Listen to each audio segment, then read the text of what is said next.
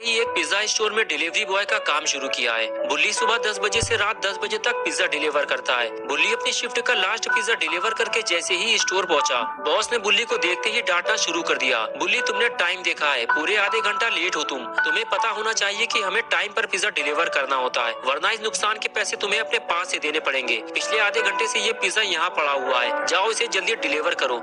बुल्ली बोला, बॉस मैं अपनी शिफ्ट का लास्ट पिज्जा डिलीवर कर चुका हूँ, 10 बजे मेरी छुट्टी हो चुकी है, मैं अब घर जा रहा हूँ। बॉस ने कहा, बुल्ली ये ऑर्डर 10 बजे से पहले का है और इसे डिलीवर करना तुम्हारी जिम्मेदारी है। और एक बात कान खोलकर सुन लो बुल्ली, अगर तुम्हें यहाँ काम करना है तो मेरी बात माननी पड़ेगी, वरना अपना हिसाब किताब करो और चलते बनो यहाँ से। आया कुछ समझ में तुम्हारे? बेचारा बुल्ली अब कुछ कर भी नहीं सकता, उसे ये पिज्जा डिलीवर करना ही होगा, वरना उसकी जॉब चली जाएगी। बॉस ने बुल्ली का सारा मूड खराब कर दिया है। बुल्ली ने सोचा था कि अब वो सीधे घर जाएगा और गुल्ली और शॉन के साथ मस्ती करेगा, लेकिन ऐसा नहीं हो पाया। बुल्ली स्कूटर लेकर वहाँ से निकलने ही वाला था कि तभी बुल्ली को पीछे से किसी ने आवाज दी। बुल्ली ने जैसे ही पीछे पलट कर देखा तो उसका खराब मूड फिर से ठीक हो गया, क्योंकि अपना पॉटी बॉय शॉन बुल्ली को लेने के लिए पिज्जा स्टोर आया है। बुल्ली के पास पहुँचते ही शॉन ने बुल्ली से पूछा, बुल्ली तुमने तो कहा था 10 बजे तुम्हारी छुट्टी हो जाती है, लेकिन अभी 10:30 बज चुके हैं और तुम अभी भी पिज्जा की डिलीवरी कर रहे हो। बुल्ली बोला, यार शॉन मैं अभी अपनी शिफ्ट का लास्ट पिज्जा डिलीवर करके आया हूँ, लेकिन बॉस ने मुझे ये 2 पिज्जा फिर से थमा दिया और बोला कि अगर मैंने उनकी बात नहीं मानी तो वो मुझे नौकरी से निकाल देंगे। चलो जल्दी से इस पिज्जा की डिलीवरी करके घर चलते हैं। ये कहकर बुल्ली और शॉन वहाँ से चले गए। रास्ते में शॉन ने कहा, बुल्ली मैं भी तुम्हारे साथ काम करना चाहता हूँ, मेरे लिए अपने बॉस से बात करना।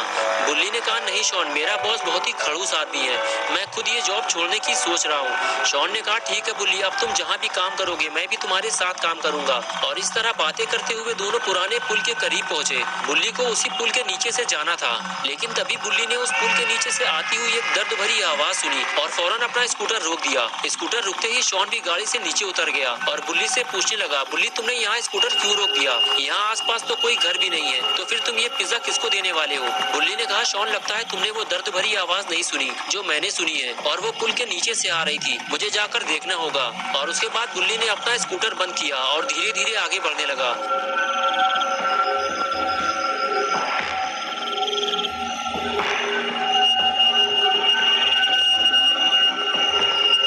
शॉन ने बुल्ली से कहा, रुक जाओ बुल्ली, आगे मत जाना, मुझे वहाँ कुछ गड़बड़ लग रही है, मुझे तो ये समझ में नहीं आ रहा कि वहाँ इतना अंधेरा क्यों है। बुल्ली बोला, चुप हो जाओ शॉन, उस पुल के नीचे कोई है, चिल्लाओ मत वरना लेने के देने पड़ जाएंगे। शॉन बोला, मुझे लगता है वहाँ की लाइटें किसी ने जानबूझकर बंद की हैं।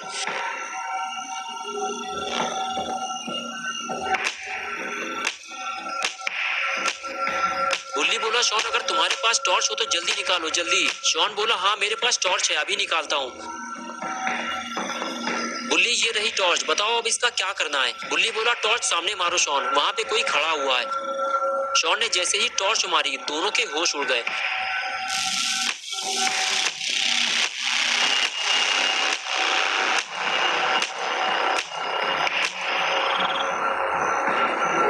बुल्ली बोला, शॉन टॉर्च बंद करो जल्दी, वरना वो हमें देख लेगा।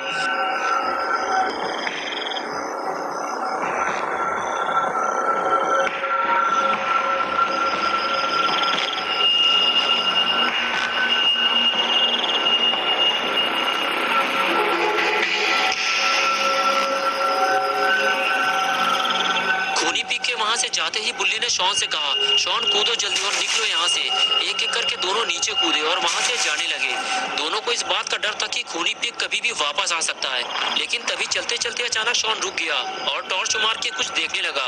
शॉन के सामने खून से सनी हुई एक बोरी पड़ी थी और उसके अंदर जो भी था वो अब मर चुका था। तभी चलते चलते बुल्ली ने पीछे मुड़कर देखा तो शॉन उससे काफी दूर खड़ा था।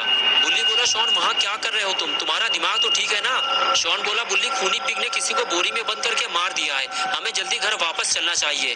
बुल्ली ने कहा, शॉन हम वापस घर नहीं जा सकते, आज की रात हमें कहीं और गुजारनी पड़ेगी, सुबह होते ही हम यहाँ से निकल जाएंगे। कुछ दूर चलने के बाद बुल्ली और शॉन को एक घर दिखाई दिया जो कि काफी बड़ा था। उस घर की लाइट भी चालू थी, यानी कि उस घर में कोई न कोई तो रहता जरूर होगा।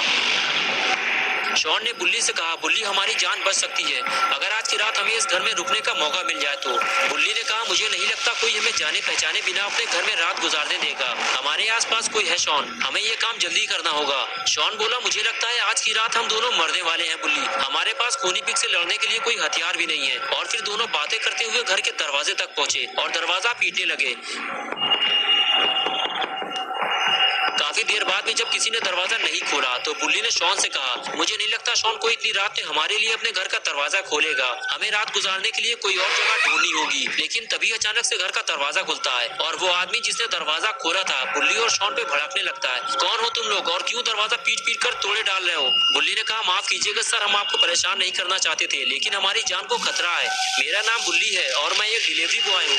मैं अपने दोस्त शॉन के साथ पिज्जा डिलीवरी करने जा रहा था, लेकिन जैसे ही पुराने पुल के पास पहुंचा मैंने एक खूनी को देखा जो पिग की कॉस्ट्यूम पहने हुए था और उसने हमारे सामने ही किसी को बोरी में बंद करके पीट पीट कर मार डाला और अब वो हम दोनों को मारना चाहता है। तभी वो आदमी बोला, देखो मैं तुम्हारी कोई बकवास नहीं सुनना चाहता। मैं सुकून से बिस्तर में लेटकर टाइटैनिक मूवी देख रहा था। जहाज बर्फ से टकराकर डूबने ही वाला था कि तभी तुम दोनों ने दरवाजा पीट पीट कर मेरा दिमाग खराब कर दिया। जाओ चले जाओ यहाँ से, मैं तुम्हारी कोई मदद नहीं कर सकता। ये कहकर उस आदमी ने दरवाजा बंद कर लिया और इसी के साथ बुल्ली और शॉन की सारी उम्मीदों पर पानी फिर गया। लेकिन फिर भी शॉन चिल्लाता रहा, प्लीज अंकल हमें अंदर आने दो, सुबह होते ही हम यहाँ से चले जाएंगे।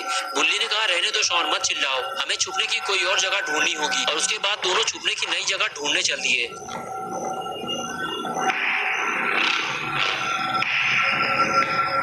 शॉन ने कहा, बुल्ली इस तरह हम कब तक मारे मारे फिरते रहेंगे? ऐसे तो हमें खूनी पिग आसानी से देख लेगा और हम मारे जाएंगे। बुल्ली बोला, नहीं शॉन, ऐसा कुछ नहीं होगा, खूनी पिग हमें इतनी आसानी से नहीं मार पाएगा। लेकिन ये आवाज कैसी है? शॉन बोला, बुल्ली लगता है खूनी पिग आ गया है, ये किसी के कूदने की आवाज थी। बुल्ली ने कहा, शॉन चलो यहाँ से, हमें यहाँ से हटना होगा, आओ मेरे पीछे। ये कहकर बुल्ली आगे चला गया और शॉन उसके पीछे पीछे। बुल्ली को लगा घर के पीछे उसे छुपने की कोई जगह मिल जाएगी और फिर खूनी पिग इन दोनों को ढूंढ नहीं पाएगा। लेकिन ऐसा नहीं हुआ, यहाँ छुपने की कोई जगह नहीं है। लेकिन तभी शॉन को खूनी पिग से लड़ने के लिए एक हथियार मिल गया। शॉन ने फौरन ये बात बुल्ली को बताई। बुल्ली ये देखकर खुश हो गया। बुल्ली बोला, चलो शॉन, हमें हथियार तो मिल गया है, अब चलकर छुपने की कोई जगह ढूंढते हैं। और उसके बाद दोनों वहां से जाने लगे। आगे बढ़ते हुए शॉन इधर उधर छुपने की जगह ढूंढ रहा था, लेकिन बुल्ली का ध्यान गैराज पर था। बुल्ली ने आगे बढ़कर गैराज का गेट खोलने की कोशिश की तो वो खुल गया। क्या बात है, आज की रात गुजारने का काम हो गया। बुल्ली ने कहा, शॉन आज की रात हम यही गुजारेंगे, आओ अंदर चलें। और उसके बाद दोनों गैराज के अंदर आ गए।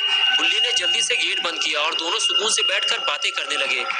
धीरे धीरे दोनों का डर अब खत्म होने लगा था। लेकिन कुछ ही देर गुजरी थी कि तभी शॉन ने गेट के नीचे एक परछाई देखी और समझ गया आज कोई ना कोई तो मरने वाला है।